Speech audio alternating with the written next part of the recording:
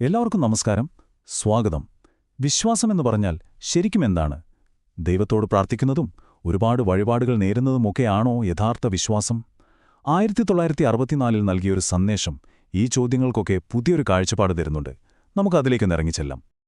അപ്പോ നമുക്ക് ഈയൊരു ചോദ്യത്തിൽ നിന്ന് തന്നെ തുടങ്ങിയാലോ? ദൈവവുമായിട്ട് നമുക്കൊരു വിലപേശൽ സാധ്യമാണോ? അതായത് പ്രാർത്ഥനകൾ കൊണ്ടോ വഴിപാടുകൾ കൊണ്ടോ നമ്മൾ ചെയ്യുന്ന പ്രവൃത്തികളുടെ ഫലങ്ങളിൽ നിന്ന് ഒഴിഞ്ഞുമാറാൻ പറ്റുമോ? ഈയൊരു ചിന്തയാണ് നമ്മൾ ഇന്ന് പരിശോധിക്കാൻ പോകുന്നത്. ആദ്യം തന്നെ നമുക്ക് വിശ്വാസത്തെക്കുറിച്ചുള്ള ഒരു സാധാരണ തെറ്റിദ്ധാരണയെപ്പറ്റി സംസാരിക്കാം. ഒരുപക്ഷെ നമ്മളിൽ പലരും ഇങ്ങനെയായിരിക്കും ചിന്തിക്കുന്നത്. ഇയാളുടെ പേര് രോഹൻ. താൻ ചെയ്ത ചില തെറ്റുകളുടെ ഫലം തന്നെ പിന്തുടരുമോ എന്നവൻ പേടിച്ചിരിക്കുവാണ്. അപ്പോൾ അവൻ ചിന്തിക്കുന്നെന്താ, ദൈവത്തിന് എന്തെങ്കിലും ഒരു കൈക്കൂലി പോലെ കൊടുത്ത് ഈ പ്രശ്നത്തിൽ നിന്ന് രക്ഷപ്പെടാമെന്നാണ്. പക്ഷേ ഈ ഭയത്തിൽ നിന്നുണ്ടാകുന്ന ആരാധനാ രീതി ശരിക്കും ശരിയാണോ? ഇവിടെ നോക്കൂ, രണ്ട് വിപരീത ചിന്താരീതികളാണ് നമ്മൾ കാണുന്നത്. ഒരു സൈഡിൽ ഭയത്തിൽ നിന്ന് രക്ഷപ്പെടാനായി നടത്തുന്ന ഒരുതരം വിലപേശൽ, മറുവശത്തോ ശരിയായ ജീവിതം നയിക്കണമെന്ന ബോധ്യത്തിൽ നിന്നും അച്ചടക്കത്തിൽ നിന്നും വരുന്ന യഥാർത്ഥ വിശ്വാസം. ഒന്ന് സത്യം പറഞ്ഞാൽ ഒരു ഒളിച്ചോട്ടമാണ് അല്ലേ, മറ്റൊന്ന് നേർവഴിയുള്ള ജീവിതവും. ഇവിടെയാണ് കേട്ടോ കഥ മാറാൻ പോകുന്നത്. ഈ പേടിയുടെയും സംശയത്തിന്റെയും ഒക്കെ ഇരുട്ടിലേക്ക് ഒരു പുതിയ വെളിച്ചം വരികയാണ്. ഒന്നാലോചിച്ചു നോക്കൂ, ആകാശത്തുനിന്ന് ഒരു സ്വർണ്ണ ദീപശിഖ താഴേക്ക് വരുന്നു.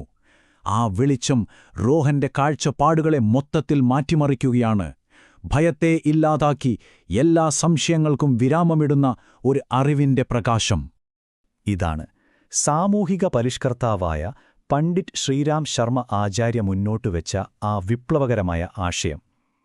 ദൈവമെന്ന് പറയുന്നത് നമ്മൾ വിചാരിക്കും പോലെ ആകാശത്തിരുന്ന് നമ്മുടെ തെറ്റും ശരിയും നോക്കി വിധിക്കുന്നൊരാളല്ല, മറിച്ച് ഈ പ്രപഞ്ചം മുഴുവൻ പ്രവർത്തിക്കുന്ന ഒരു സിസ്റ്റമാണ്, ഒരു നിയമവ്യവസ്ഥ, പ്രകൃതി നിയമങ്ങൾ പോലെ, അത്രയും കർശനവും നിഷ്പക്ഷവുമായ ഒന്ന്.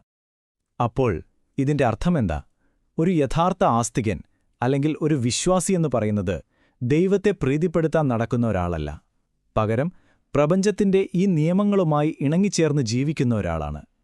സിമ്പിളായി പറഞ്ഞാൽ, ദൈവത്തിൽ വിശ്വസിക്കുന്നതിനേക്കാൾ പ്രധാനം ദൈവത്തിന്റെ വ്യവസ്ഥയിൽ, ആ സിസ്റ്റത്തിൽ വിശ്വസിക്കുക എന്നതാണ്. അപ്പോൾ ഈ അറിവ് എവിടെ നിന്നാണ് വന്നത്? നമുക്കതിൻ്റെ ഉറവിടത്തിലേക്ക് തന്നെ പോകാം. 1964. ലോകം ഒരുപാട് മാറ്റങ്ങളിലൂടെയും സംശയങ്ങളിലൂടെയും ഒക്കെ കടന്നുപോയ ഒരു കാലം. ആ സമയത്ത് നൽകിയ ഒരു സന്ദേശത്തിലെ പ്രധാനപ്പെട്ട ചില വാക്കുകൾ കേൾക്കാം. യഥാർത്ഥ വിശ്വാസമെന്ന് പറയുന്നത് എന്താണ്? അത് ദൈവത്തിന്റെ അച്ചടക്കത്തെ അംഗീകരിക്കലാണ്. അതായത്, ഈ ഗ്രഹങ്ങളൊക്കെ അതിന്റെ വഴിതെറ്റാതെ കറങ്ങുന്നില്ലേ? പ്രകൃതി അതിന്റെ നിയമങ്ങളൊക്കെ കൃത്യമായി പാലിക്കുന്നില്ലേ? അതുപോലെ ഈ ലോകത്തിലെ എല്ലാത്തിനെയും ബന്ധിപ്പിക്കുന്ന ഒരു നിയമമുണ്ടെന്ന് മനസ്സിലാക്കുന്ന ഒരാൾക്ക് പിന്നെങ്ങനെയാ തെറ്റായ വഴിയിലൂടെ പോകാൻ പറ്റുക? ഇത് കേൾക്കുമ്പോൾ തന്നെ നമുക്ക് മനസ്സിലാവും, ആസ്തികത നമ്മളെ പേടിപ്പിക്കുകയല്ല, ശരിക്കും പറഞ്ഞാൽ നമ്മളെ കൂടുതൽ ശക്തരാക്കുകയാണ് ചെയ്യുന്നത്. അത് പുറത്തുള്ള ഒന്നിനെ ആശ്രയിക്കുന്നതിനെക്കുറിച്ചല്ല, നമ്മുടെ ഉള്ളിലുള്ള ആത്മവിശ്വാസത്തെയും സ്വന്തം കാലിൽ നിൽക്കാനുള്ള കഴിവിനെയും കണ്ടെത്തുന്നതിനെക്കുറിച്ചാണ്. 0. ഈ ഒരു സംഖ്യ ഇവിടെ എന്തിനാണെന്നറിയാമോ?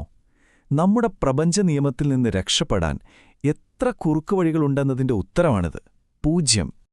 കർമ്മ നിയമത്തിൽ നിന്ന് ഒളിച്ചോടാൻ ഒരു കുറുക്കുവഴിയുമില്ല. ഒരു ഡീലിനോ വിലപേശലിനോ അവിടെ ഒരു സ്ഥാനവുമില്ല. നിങ്ങൾ എന്ത് ചെയ്യുന്നോ അതിന്റെ ഫലം നിങ്ങളെ തേടി വന്നിരിക്കും, ഉറപ്പാണ്. ഇതിൽ നിന്ന് രക്ഷപ്പെടാൻ ഒരേ ഒരു വഴിയേ ഉള്ളൂ: നല്ല കാര്യങ്ങൾ ചെയ്യുക, ശ്രേഷ്ഠമായ കർമ്മങ്ങൾ ചെയ്യുക. അപ്പോൾ ഇത്രയും കാര്യങ്ങൾ മനസ്സിലാക്കിയപ്പോൾ നമ്മൾ എവിടെ എത്തി? ഭയത്തിൽ നിന്ന് നിർഭയത്വത്തിലേക്കുള്ളൊരു യാത്ര. അതിന്റെ അവസാന ഘട്ടത്തിലേക്ക് നമുക്ക് പോകാം. നമ്മുടെ രോഹന്റെ കാര്യമെന്തായി? അവനിലേക്ക് തന്നെ തിരിച്ചു വരാം. അവനിപ്പോൾ ഒരു പേടിയുമില്ല. അവൻ വളരെ ശാന്തനാണ്. കാരണം എന്താണെന്നറിയോ? പ്രപഞ്ച നിയമങ്ങളെ പേടിക്കുന്നതിന് പകരം അവനതിനെ സ്നേഹിക്കാനും ബഹുമാനിക്കാനും പഠിച്ചു. ഒരു കാലത്തവൻ പേടിച്ചിരുന്ന അതേ നിയമങ്ങൾ തന്നെയാണിന്ന് അവനൊരു രക്ഷാകവചമായി മാറിയിരിക്കുന്നത്. അപ്പോ ഇത്രയും നേരം സംസാരിച്ചതിൽ നിന്ന് നമുക്ക് എന്തൊക്കെയാണ് മനസ്സിലാക്കാൻ പറ്റിയത്? നമുക്കൊന്ന് ചുരുക്കി നോക്കാം. 1. യഥാർത്ഥ വിശ്വാസമെന്ന് പറയുന്നത് പ്രപഞ്ചത്തിന്റെ നിയമങ്ങളെ അംഗീകരിക്കലാണ്. 2. കർമ്മനിയമം. അതിലൊരു വിട്ടുവീഴ്ചയുമില്ല, അത് നിഷ്പക്ഷമാണ്. 3. ധാർമ്മികമായിട്ട് ജീവിച്ചാൽ സമാധാനം നമ്മളെ തേടിവരും. 4. നമുക്കെടുക്കാൻ പറ്റുന്ന ഒരു പ്രതിജ്ഞ: നമ്മൾ ചെയ്യുന്ന ഓരോ കാര്യവും സത്യസന്ധമായിട്ടും അച്ചടക്കത്തോടെയും ചെയ്യുക. അവസാനമായി നമുക്ക് ഈ ഒരു ചിന്ത മനസ്സിൽ വെക്കാം. ഈ അച്ചടക്കത്തോടെയും സത്യസന്ധതയോടെയും ജീവിക്കുക എന്നുള്ളത് പുറത്തുനിന്ന് ആരെങ്കിലും അടിച്ചേൽപ്പിക്കുന്ന ഒരു നിയമമല്ല.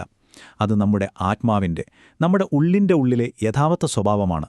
ആ വഴി നമ്മൾ തിരഞ്ഞെടുക്കുമ്പോൾ നമ്മൾ കണ്ടെത്തുന്നത് യഥാർത്ഥ സ്വാതന്ത്ര്യവും സന്തോഷവുമാണ്.